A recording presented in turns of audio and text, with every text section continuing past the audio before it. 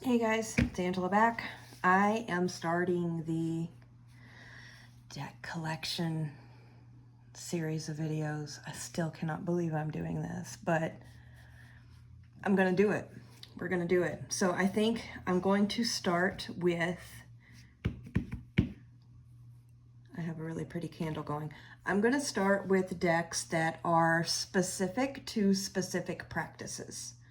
I think this is a good way to get started. So I don't think any of these are gonna, well, maybe. Anywho, I'm gonna start with the ones that are pretty specific to my ancestral practice. And I've got a little basket beside me where I'm gonna put any maybes. And then when I wrap up and finish the whole series of the whole collection, then I'll go back through, make some really solid decisions on those, and we'll go from there. So let's get started. So first of all, I have these two little decks in pouches. They're pretty small. I've done walkthroughs of both of these on my channel. The first one is, see if I can get these out. This is the World War II deck, yeah. And the WPA. So they're both decks that are curated art from propaganda posters. And these work because I bought these to go to work with my ancestor practice because, these would correspond with, I love this, the Four of Wands, milk for summer thirst. Yeah, these would work with ancestral messages, especially if I'm working with a certain generation or something like this. This is the WPA one, and then the World War II one. Let me put these aside. The World War II one is, that obviously men wanted for the army, Knight of Cups. It's, propaganda posters from World War II. So these are safe. These are staying. I haven't really used these much, but they have a place. They really don't take up a lot of space. And I mean, how in the world would I rehome these, right? Like they're not, I don't think they would have mass appeal. So those are safe. Next up we have, I'm just grabbing at random. These are in no order other than they're all tied to a specific practice. This is Darkness of Light. I didn't intend for this to be an ancestral deck, but it kind of turned into one. I absolutely love this deck too. It's stunning. This one is absolutely safe. This thing's not going anywhere. And I might even try using this outside of that specific practice because I do love it so much. It's gorgeous. The cardstock is beautiful. It's mostly black and white, but a lot of the cards do have like these little splashes of color. Yeah, I love this so much. It's not going anywhere. So, Darkness of Light, staying with me for sure. It's the 4th edition. I have the 4th edition of this, which was, I should really just take it out of this tuck box since I use the bag. But it's the 4th edition, 2020. I think it's still in print. I'm not sure. But totally safe. Totally safe. Next up, we have the Contra Cards. This is not a tarot. It's a playing card kind of a system. Oh, there's a stone. A little tiny piece of blue lace agate that I keep in the bag with the Darkness of Light. So let me get that put back in there. Contra Cards. This is totally, absolutely not going anywhere. This is so solidly a part of my practice. This has been used quite a bit. I love it. The creator is Jake Richards. I've read a lot of his books. I totally identify with him. I think he's from Kentucky, which is not my state, but we're in the same mountain range. And so a lot of the cultural flavor of this deck totally resonates with me. And I love the box. And inside it says Secrets of the Old Time Mountain Prophet. Absolutely. So this one's absolutely safe. When I'm talking about my ancestral practice blurs a lot with my practice of connecting with the spirit of place. Those two really do go hand in hand with me a lot. The tone will differ in some of the readings, but because my family has lived in this area, like, I'm not talking in a multi-state area, I'm talking like in a few mile radius for generations upon generations upon generations, there is a deep tie to place. So Contra Cards, totally safe, not going anywhere. Next up, I have, this is the Mountain Dream Tarot. It is a photographic deck. It was made, it's a photographic deck from the 1970s. I think it was the first photographic tarot deck ever, I think. The photographs from this, it's from the 70s, and you can tell by the images and the people and the fashions and such, but it was photographed in, this Empress card is everything. Like the backgrounds and the landscapes of this totally speak to me. This was photographed in the mountains of North Carolina, which is not too far. So, I mean, this again is in, you know, it's not in my backyard, but it's in the same mountain range. So this ain't going nowhere. And I've had some pretty intense readings with this guy before. So, I mean, come on. Stunning. And some of the, like I said, some of the backgrounds, they just, they remind me of my place, because this Queen of Wands, oh my God, so good. The Queen of Cups, like, she is so 70s, and I love it. I love this Page of Wands. I just, it's so good, you guys. This is, you know, not a deck for everybody. This deck speaks to me of place. This is, yeah, it's, I need to stop flipping through it. We have a whole collection to go through. This ain't going nowhere. Absolutely not. So that one is safe. I'm not keeping count here, so, because I just want to know what I'm going to use. What can go? The next one is a pairing. It is, if I've brought this out quite a bit since I put these two together. This is Blair Witch and the Mountain Holler. It is going nowhere, and it totally works for that. Like, I thought it was funny when I was doing the pairing my oldest deck video, but I've actually been using these because I was just amazed at how well they were working together, and it totally works as I thought it might. Yeah, this is absolutely just, I love this. This feels like home to me. Something about the energy of this pairing feels like home to me. I just, oh my God, look at this, look at it, just look at it.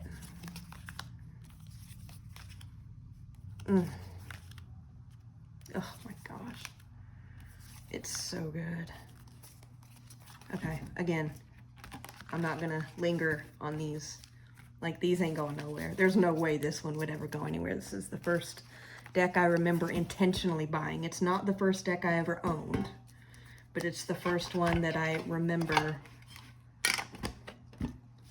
And the poor thing is so bowed because it was the only deck I used for years and years and years and years and years.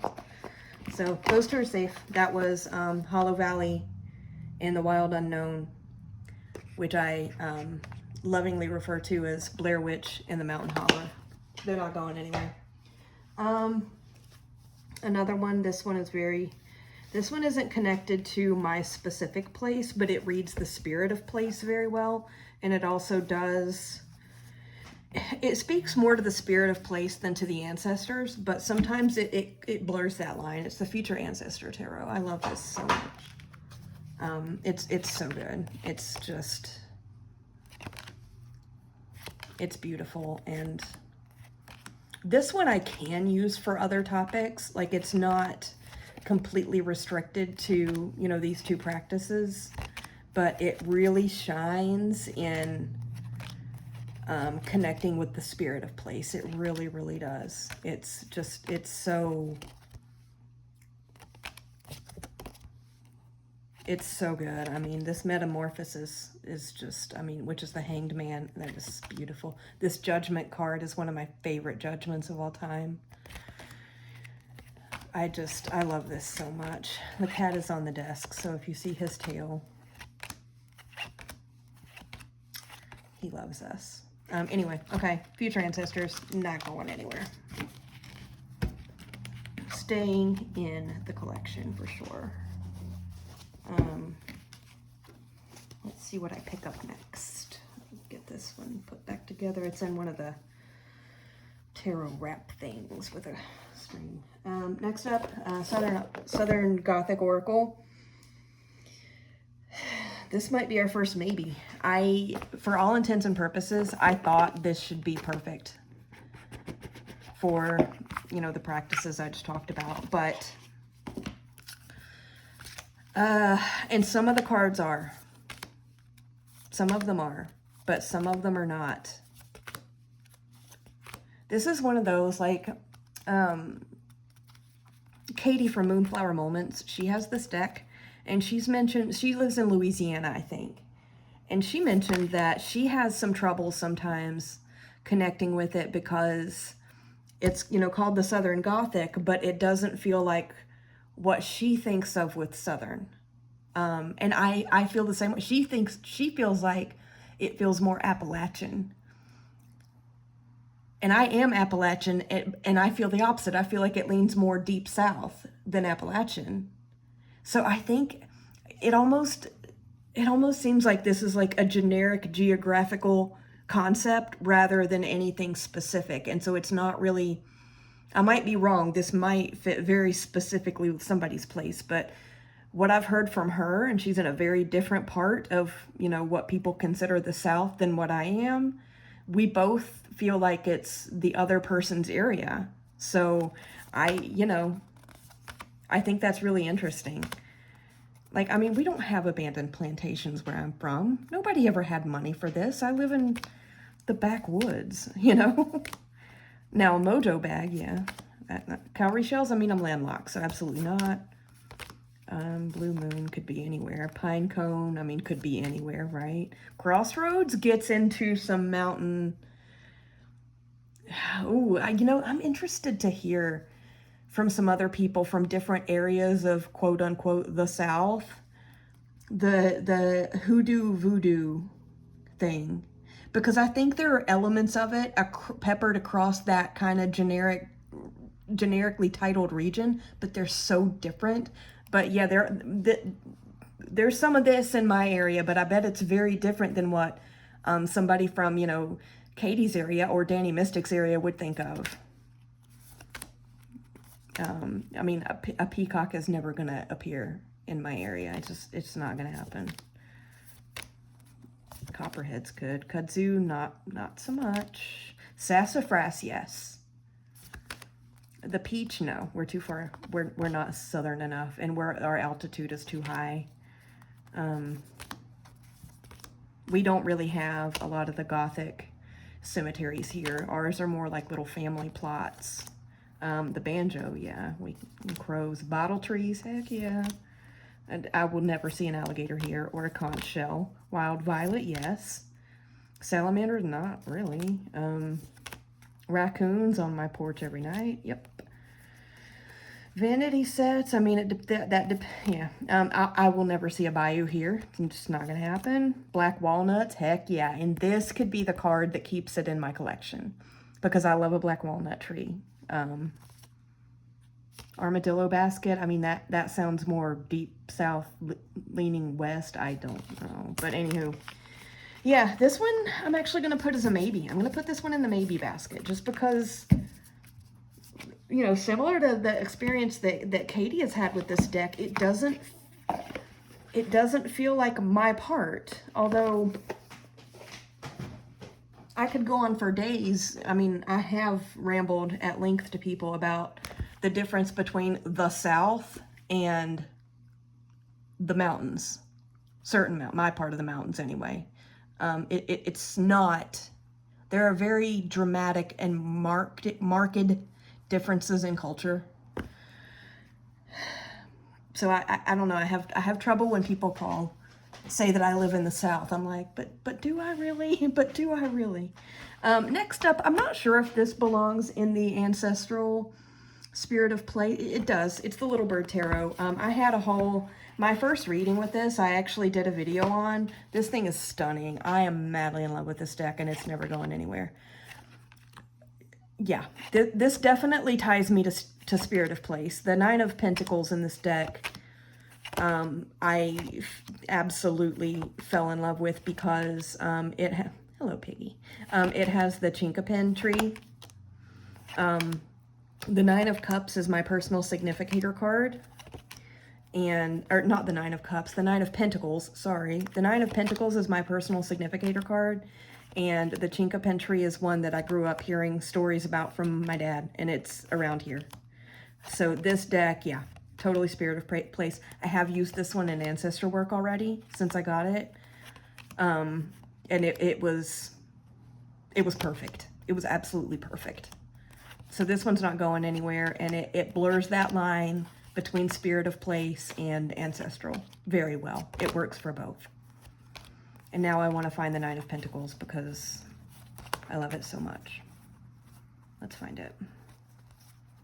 I hope I didn't already flip past it when I was rambling. I love this deck so much.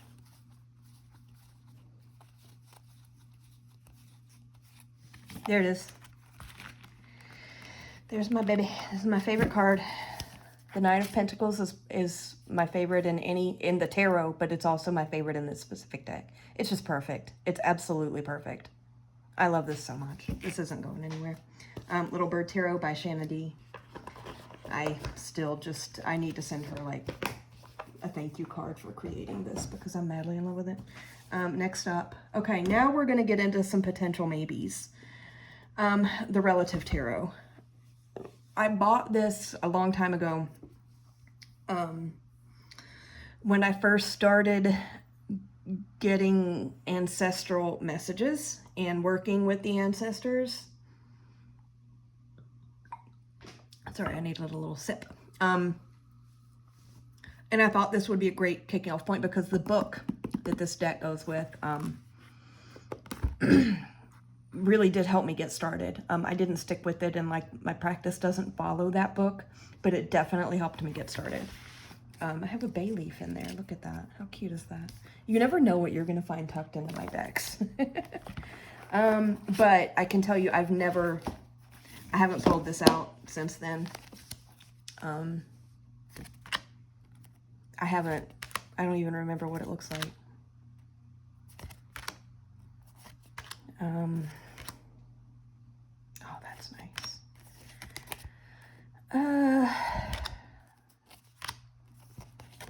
I feel like this served its purpose in my practice, but I don't know that it needs to stay because I feel like it did its job. I'm glad I had it when I did. It got the practice started, but I feel like I have so many decks that are specific now and that are more catered to my individual place and family that I don't necessarily need this one anymore. So I think I'm going to put this one in the maybe box. I don't know that I need to keep this. We'll see. It's going in maybe for now. I will put its bay leaf back in since apparently that's been there for a while. So, together with that, I have the Beloved Dead Oracle. I got this when I first started working, started with that practice. And I think I may have used it a couple times, but I really haven't since then. So again, I don't really remember much about that. But I feel like, as I'm looking through this now, the titles on these cards, I like the images in both of these decks, both of these Carrie Paris decks. I really do. The titles on this, I think, could be useful as clarifiers, kind of, within that practice, right? Let me just look through a few more, because it's been a while since I've had this out. Oh, yeah.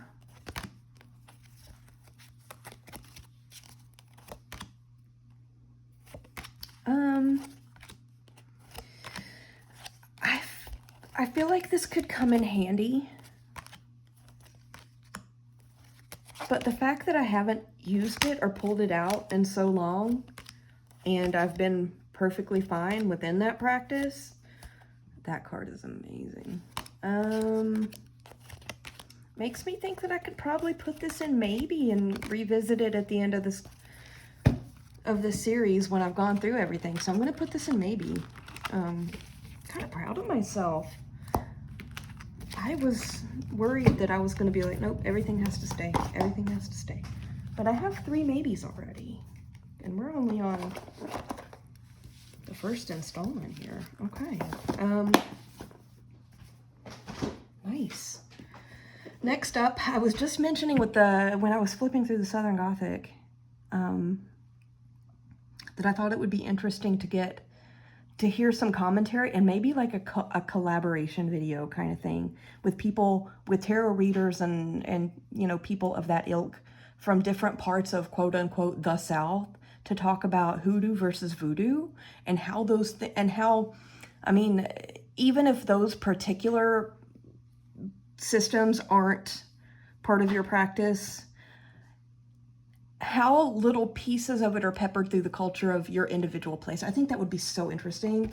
On that note, I do have the Hoodoo Tarot, because the hoodoo side of it is more, you see a lot more elements of that peppered through my area than the voodoo. We don't really have, I always had an understanding, and I don't know what this is based on, so it may be complete and utter crap, that voodoo was more deep south, like Gulf South, and hoodoo was more mountain, but I could be wrong. I could be wrong.